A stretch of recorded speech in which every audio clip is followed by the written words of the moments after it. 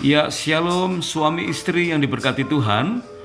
Kembali kita masuk ke ruang belajar bersama. Kita sudah memasuki pertemuan yang ke-10. Wow, alangkah indahnya. Kita akan akhiri bab yang pertama, masuk ke bab pertama poin yang ke-6, yaitu benarkah bulan madu kedua merupakan suatu keharusan ataukah hanya sebuah pilihan? Dan bagaimana kita belajar melalui bulan madu ini di dalam kebenaran-kebenaran Alkitab yang diteladankan oleh Tuhan Yesus sendiri. Yang keenam, bab pertama poin yang keenam, yaitu tentang benarkah bulan madu kedua ini merupakan sesuatu yang harus, ya, bukan pilihan. Ya, tentu kita memahaminya bahwa bulan madu selama ini secara dangkal, ya, opsional, boleh iya, boleh tidak gitu ya. Padahal kita tahu sesungguhnya bahwa bulan madu itu merupakan suatu keharusan. Di mana beberapa pelajaran sebelum ini kita belajar yaitu tentang bagaimana kita melancarkan komunikasi. Ada beberapa hal, ada 5 tahap, ada 4 tahapan yang membuat kita kehilangan keharmonisan.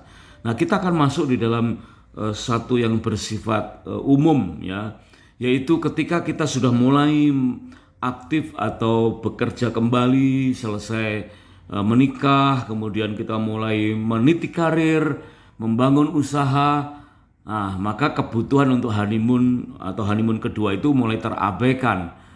Ada beberapa kegiatan yang berpotensi mengganggu kelancaran komunikasi, ya, terutama kita ingat setelah pandemi mereda, benar-benar kegiatan mulai menggeliat kembali, saudara, ya, aktif kembali, ide-ide kreatif, ide-ide yang tertahan selama pandemi itu mulai dipraktekkan. Nah, tapi sebaliknya tanpa sadar kita mengabaikan kelancaran komunikasi dengan pasangan. Jadi hampir 3 tahun kita dilatih untuk banyak berkomunikasi, bertemu dengan pasangan. Tapi begitu pandemi mereda, akhirnya kelancaran komunikasi itu nyaris terabaikan. Kita masuk kepada bidang kita masing-masing. Mungkin ada yang kembali kepada bidang semula sebelum pandemi, atau mungkin mencoba bidang-bidang yang baru. Ya, apalagi kalau menikah selama pandemi atau dekat-dekat pandemi, waduh, maka bidang-bidang yang baru sesuai dengan perkembangan teknologi, waduh, itu semakin terbuka luas, ya. Apa akibatnya, saudara? Kelancaran komunikasi semakin terbuka hambatannya. Berarti ada banyak tantangan-tantangan bagi setiap pasangan untuk sanggup mempertahankan pernikahan yang harmonis. Karena hambatan dalam kelancaran komunikasi itu benar-benar datang dalam keadaan yang nyata. Ya, diagram yang kita lihat di sini, saudara, dikatakan ada 7 pilar atau 7 gunung. Ya, beberapa orang mengistilahkan 7 spare, ya, 7 gunung, 7 pilar, ya, atau 7 medan perang, ya, yaitu A, B, C, D, E, F, G. A itu disingkat art, yaitu dunia kerja atau bidang-bidang yang ada hubungannya dengan art, entertainment, gitu ya. Mungkin kita ada yang bergerak di bidang itu. Atau B, bisnis, ya, perdagangan. Wow, ada banyak seluk-beluk itu sekarang terbuka banyak kemungkinan ide-ide baru tentang perdagangan. Atau C, yaitu church atau secara spiritual di dalam bidang pelayanan. Ya, masing-masing agama tentu punya nilai-nilai spiritualitas. Ya, ada beberapa dari kita yang berkarir atau mencurahkan hidupnya dalam bidang-bidang church atau spiritual. Kemudian D, development of the poor. Itu bidang-bidang yang memperhatikan orang-orang yang terpinggirkan, ya, atau membantu pemerintah menjadi NGO yang ada dalam bidang-bidang untuk memperhatikan orang-orang yang terpinggirkan. Wow, itu kegiatan yang sangat indah, saudara. Kemudian E, education, ya, mungkin kita bergerak di bidang pendidikan, mungkin mulai dari PAUD sampai ke perguruan tinggi. Mungkin kita sebagai guru, sebagai pengajar, ya, atau di bagian administrasinya, atau bahkan pemilik dari sekolah-sekolah yang ada, ya. Kemudian F, family. Nah, di sini satu bidang yang kelihatannya terkecil, ya sering diabaikan, tetapi merupakan medan perang yang sangat penting. Kemudian G, government, kepemerintahan. Kepemerintahan itu juga menyangkut badan legislatif, yudikatif, dan tentu eksekutif. Ya, bidang-bidang itu menyita banyak waktu, saudara. Bahkan semua bidang, ya, semua area, semua gunung dari 7 area peperangan ini menyita waktu kita, sehingga kelancaran komunikasi sangat-sangat tersita. Perhatikan ini, saudara. Dari diagram yang ada, di situ terlihat bahwa bidang atau church, ya, atau kerohanian itu menjadi fokus dari semua peperangan yang ada, atau kemenangan di dalam dunia spiritual akan menentukan kemenangan di semua bidang yang ada. Berarti kita masih harus lebih fokus dulu di bagian tengah, ya, church, spiritual.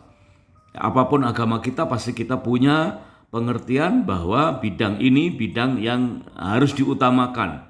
Ya, meskipun banyak dari kita mungkin ya sekedar ya ibadah sekedar, apalagi selesai pandemi ini ada banyak sarana nih. Ya, ibadah melalui YouTube, ibadah online, ya melalui Zoom dan lain-lain, mengabaikan ibadah pertemuan ya yang selama pandemi ibadah pertemuan itu dibuat atau dikondisikan untuk ya nggak apa-apa kok ya, nggak hadir nggak apa-apa kok gitu ya, yang penting aman, bersembunyi aja di rumah ya, ibadah pakai Zoom dan lain sebagainya. Tapi begitu pandemi kita masih mengikuti tata cara seolah-olah masih pandemi ya. Nah, kemudian kita merasakan bahwa di situ ternyata ada banyak peperangan yang membuat spiritual kita lemah. Justru iman kita menjadi lemah ya setelah pandemi selesai. Padahal saudara, dengan berakhirnya pandemi kita tentunya harusnya bersyukur bahwa Tuhan melalukan kita dari pandemi itu. Berarti ada kepercayaan Tuhan untuk melakukan hal-hal yang lain, saudara. Mungkin di bidang-bidang yang lain ya, bidang G, A, B, D atau E ya. Tapi mungkin kita agak kurang fokus dengan ibadah kita ala kadarnya ya. Toh ya nggak ada orang yang memaksa harus ibadah datang ke gereja tertentu. Gereja itu mungkin udah tutup ya, dulu pakai ruko, kontrak, sekarang sudah tidak ada lagi. Ada banyak alasan yang membuat orang kurang fokus dengan area pertama ini. Justru C, church, spiritual, itu ada di tengah sebagai penggerak, sebagai kunci untuk memulai bidang-bidang yang lain. Nah, dari gambar ini saudara, ya mudah-mudahan kita bisa beres ya, kita kuat di dalam area spiritual. Ini peperangan, kemenangan dalam peperangan yang pertama. Kita harus menang untuk membangkitkan iman. Nah, setelah itu mari lihat kita digambar saudara, yaitu dasar dari semua lingkaran itu ada di bawah, yaitu family. Maka kita harus pergi ke rumah tangga kita, kembali kepada rumah tangga kita. Bukankah kita sudah dilatih saat pandemi bahwa kita harus berkumpul dan bersatu dengan pasangan, dengan keluarga inti? Kenapa kita mengabaikannya setelah pandemi mereda? Maka setelah bidang spiritual sudah selesai dalam memenangkan pergumulannya, maka kita harus membenahi bidang family. Yuk kita benahi kebersamaan dengan pasangan. Ya, suami istri bukan lagi dua. Ingat, ya Tuhan menetapkan suami istri itu satu. Ya, dengan anak sebagai berkat, sebagai keturunan ilahi, sebagai kepercayaan Allah. Anak-anak kita adalah anak-anak Allah yang dipercayakan kepada kita. Kita wajib untuk mendidik, menghantar mereka bagaikan anak panah di tangan pahlawan, ya anak panah yang dilesatkan menuju destiny ilahi. Nanti kita akan belajar lebih dalam tentang bagaimana mendidik anak, bagaimana menjadi orang tua meskipun tidak sempurna. Nah, setelah church dan family, saudara, yaitu gunung C dan gunung F, maka kita bisa memilih salah satu dari 5 gunung yang lain. Ya, kita berkarir entah di bidang government, entah di bidang art, business, development of the poor, atau education. Ya, mungkin istri, suami beda-beda pilihannya, bidangnya berbeda, tidak masalah, saudara. Ya, atau mungkin sama, ya satu bidang, mungkin sama-sama di government, mungkin yang satunya di eksekutif, yang satunya di legislatif. Wow, Ya, indah sekali. Boleh saudara. Mungkin yang satunya di art karena memang punya pendidikan dan bakat-bakat seni. Tapi yang lainnya di education. Boleh, silakan saudara. Tapi intinya begini saudara. 5 bidang yang manapun yang kita pilih saudara, jangan sampai lepas dari dasar dari 7 area ini, yaitu family.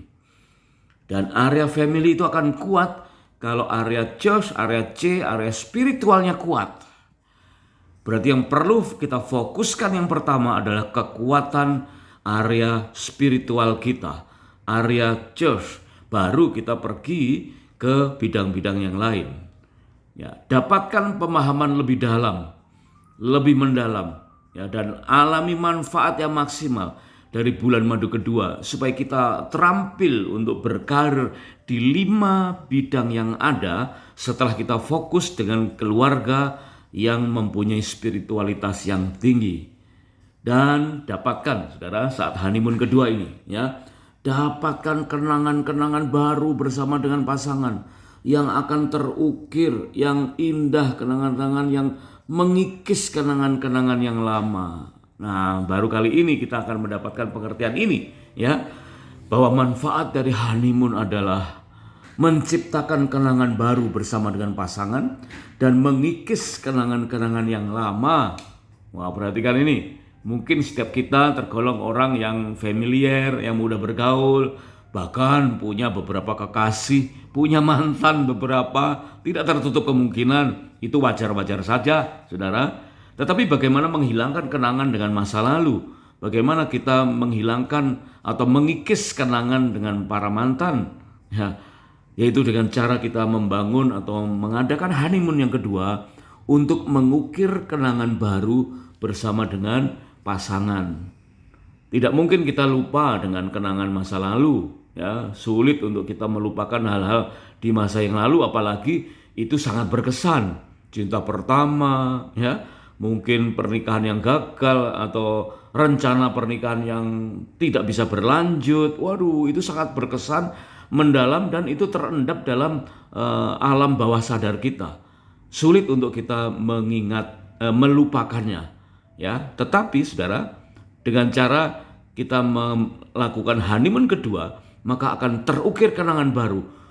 Begitu ada banyak kenangan baru bersama pasangan, kenangan baru bersama pasangan, maka kenangan yang lama akan terkikis dengan sendirinya.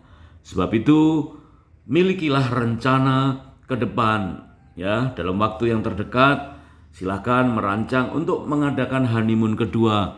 Sepakati dengan pasangan kapan pergi berdua, di mana, dengan anggaran yang sudah disiapkan supaya semuanya berjalan lancar dan keharmonisan bisa dibangun kembali dan bisa bertahan sampai akhir hayat kita. Kiranya Tuhan Yesus memberkati pernikahan kita semua. God bless you.